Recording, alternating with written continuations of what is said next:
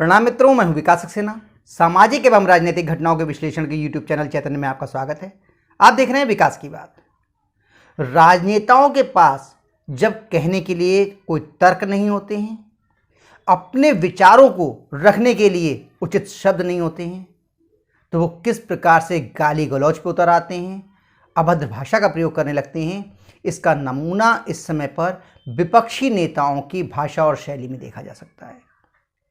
Congress, Samajwadi party और तमाम विपक्षी दलों के नेता आपस में, ये सब विपक्षी गठबंधन INDIA इंडिया के सदस्य हैं, एक दूसरे को इतनी अभद्र भाषाओं में टिप्पणियां कर रहे हैं कि वो गाली गलौज के स्तर पर उतर आए हैं। ऐसा लग रहा है कि जैसे विपक्षी नेताओं में एक दूसरे को गरियाने का कंपटीशन चल रहा है, होड़ मची हुई है। याद कीजिए कि पिछले जब से राजनीति में नरेंद्र मोदी जी का उभार हुआ है, राजनीति में उभार कह रहा हूँ मैं, राष्ट्रीय राजनीति में नहीं, तभी से उनको तमाम प्रकार से अभद्र भाषा, अभद्र शब्दों का प्रयोग किया जाता था। लेकिन 2013 के बाद से तो जैसे उन पर गालियों की बौछार हो रही थी।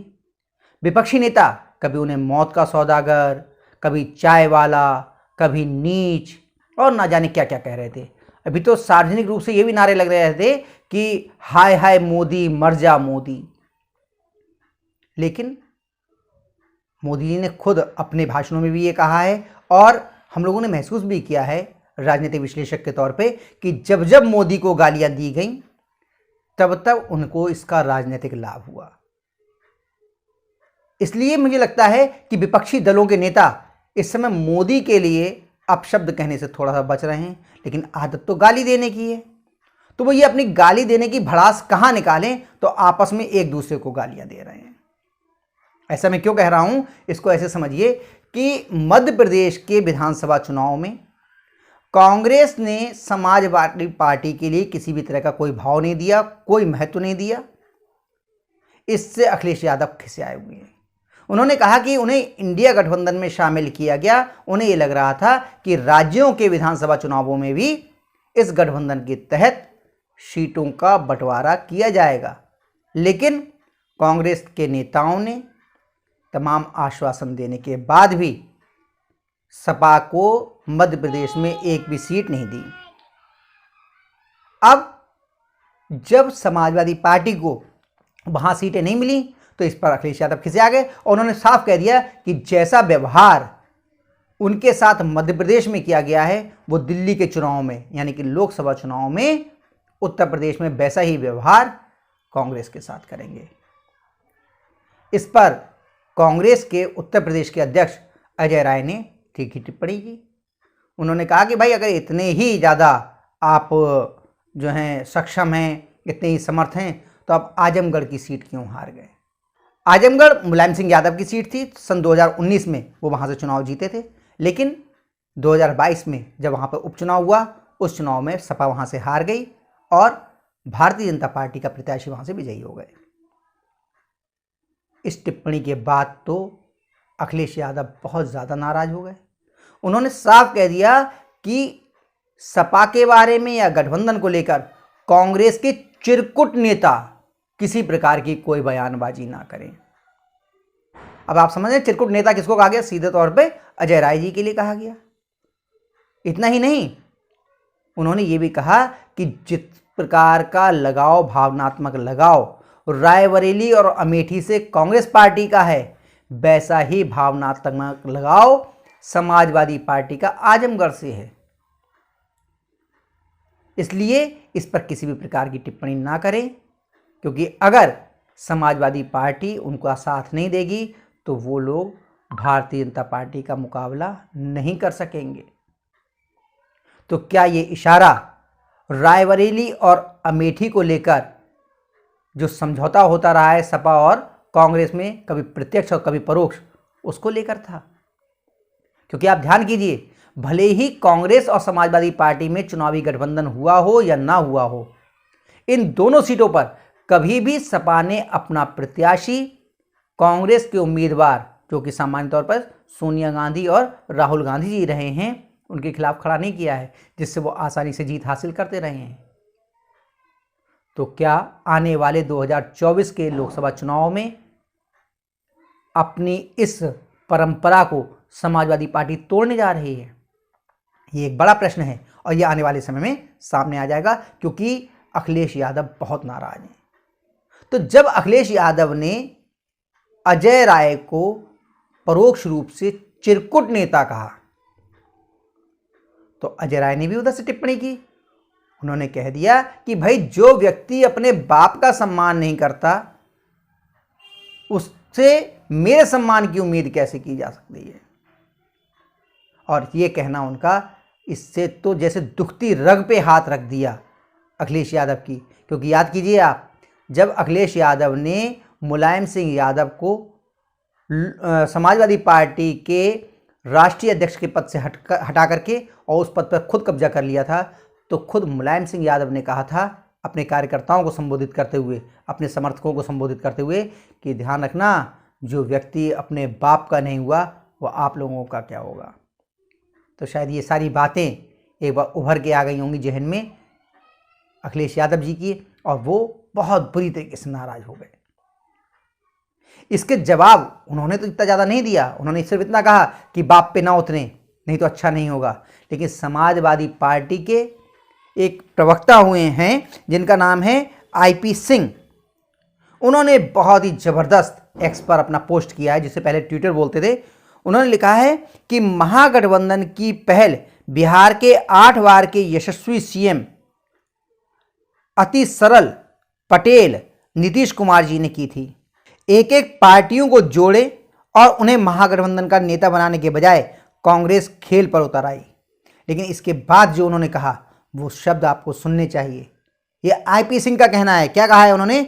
2019 में चौकीदार चोर है उस पागल मंदबुद्धि राहुल गांधी के सहारे। आईपी सिंह राहुल गांधी को पागल और मंदबुद्धि कह रहे हैं के सहारे कांग्रेस अपने बल बूते चली है मोदी को हराने। असंभव। राहुल गांधी को पागल और मंदबुद्धि कह रहे हैं। और आगे कहा कि जो व्यक्ति अपने सगे भाई वरुण गांधी जी को नहीं जोड़ पाया वह झूठा मोहब्बत बांट रहा है।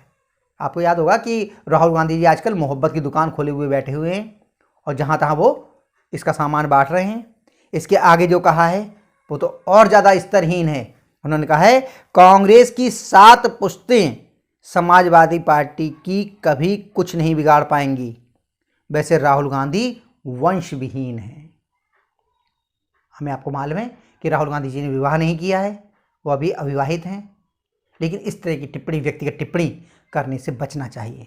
लेकिन आईपी सिंह ने ये कुछ नहीं सोचा, अपने नेता में के सामने अपनी जरा थोड़ा सा उनके प्रति ज़्यादा समर्पण भाव दिखाने के लिए उन्होंने इस तरह की टिप्पणी की है।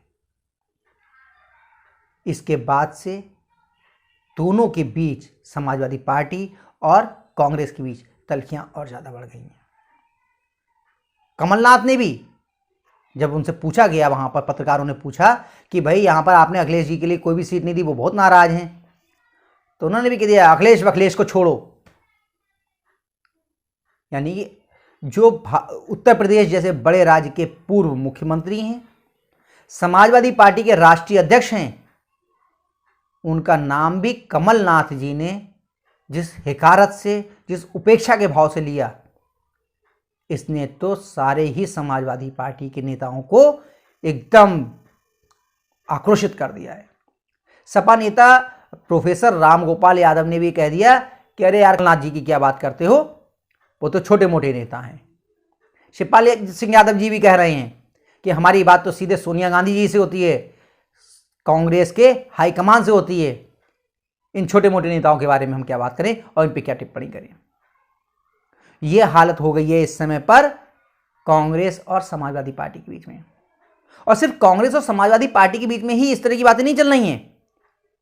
कांग्रेस ने तो अपने एक अन्य सहयोगी, जो बड़ी दमदारी से कांग्रेस के साथ चले थे मोदी को हराने के लिए, अरविंद केजरीवाल, उनको भी नहीं छोड़ा है। परोक्ष रूप से कहा है, लेकिन जो ट्वीट किया गया है, जो एक्स पर पोस्ट किया गया है कांग्रेस की तरफ से, उसको एक बार मैं पढ़ के आपको सुनाता हूं तो आप समझेंगे कि क्या भाव है उसका। कांग्रेस के ट्विटर हैंडल से, एक्स से जो ऑफिशियल हैंडल है, उससे कहा गया है कि आज से 10 साल पहले रामलीला मैदान में तमाम ठग इकट्ठा हुए। ये अन्ना आंदोलन के बारे में टिप्पणी की जा रही है, याद कीजिए। इन ठगों ने नौटंकी करके पूरे देश को फंसाया और मीडिया ने इसे जन आंदोलन बताया। तो अन्ना आंदोलन में जो लोग बहुत ज़्यादा महत्वपूर्ण भूमिका निभा रहे थे उनमें अरविंद केजरीवाल भी शामिल थे, उनमें मनीष सिसोदिया भी शामिल थे, उसमें गोपाल राय भी शामिल थे, उसमें संजय सिंह भी शामिल थे। और आज जो कांग्रेस की प्रवक्ता हैं, बड़ी नेता हो गई हैं, अलका लांबा जी, वो भी उन लोगों में शामिल थीं जो 10 साल पहले रामलीला ग्राउंड में इकट्ठे हुए थे। यानी कि परोक्ष रूप से अगर जिन लोगों के जो लोग इकट्ठे हुए थे उन्हें ठग कहा जा रहा है, तो सीधे सीधे अरविंद केजरीवाल जी के लिए ठग कहा जा रहा है। और आगे लिखा है, इन सब ने सीओजी रिपोर्ट को आधार बनाया था। ये सभी रिपोर्ट्स मामले बीते 10 वर्षों में बेबुनियाद साबित हुए हैं। ये बात बिल्कुल गलत है। जो ट्वीट की गई है उसी रिपोर्ट्स के आधार पर जांच हुई हैं और उन जांचों में बहुत सारे लोगों को सजाएं भी हो चुकी हैं जो रिपोर्ट्स उस समय पे आई थी। इसलिए ये कहना तो कांग्रेस का उचित नहीं समझ में आ रहा है कि बीते 10 वर्ष में बेबुनियाद साबित हुई हैं। ये आप देख रहे हैं, इस पे लगा हुआ है ये ट्वीट जो है। इन ठगों का मकसद डॉक्टर मनमोहन सिंह जी की साफ छवि को खराब करना और यूपीए सरकार को बदनाम करने का था। कांग्रेस के प्रवक्ता हैं पवन खेड़ा जी, वो भी इस तरह की ही बातें कर रहे हैं। यानी कि कांग्रेस के नेता कभी अखिलेश यादव जी के लिए तो कभी अरविंद केजरीवाल जी को लगातार गरिया रहे हैं, और अखिलेश यादव जी और उनके नेता आईपी सिंह वो कांग्रेस के नेताओं के लिए जम करके जितनी अभद्र भाषा हो सकती है उसका प्रयोग कर रहे हैं। तो जो भड़ास है इस समय पर मोदी पर तो नहीं निकाली जा रही है, विपक्षी गठबंधन के नेता आपस में एक दूसरे को गरिया करके अपनी इस भड़ास को निकाल रहे हैं, क्योंकि उन्हें मालूम है कि अगर मोदी को वो गालियां देंगे तो इसका राजनीतिक लाभ हो सकता है मोदी को ही मिल जाए। तो मैंने कहा आपसे ये बात कर ली जाए। आज के अंक में बस इतना ही, अगले अंक में हम लोग फिर मिलेंगे, तब तक के लिए अनुमति दीजिए। आपसे अनुरोध है कि अगर आपको ये वीडियो पसंद आया हो तो ये वीडियो लाइक कीजिए, शेयर कीजिए, और हाँ, अगर आप इस चैनल पर नए हैं तो आपसे ये भी अनुरोध है कि इस चैनल को सब्सक्राइब करने के बाद नोटिफिकेशन का बेल आइकन जरूर दबाइए। धन्यवाद, प्रणाम।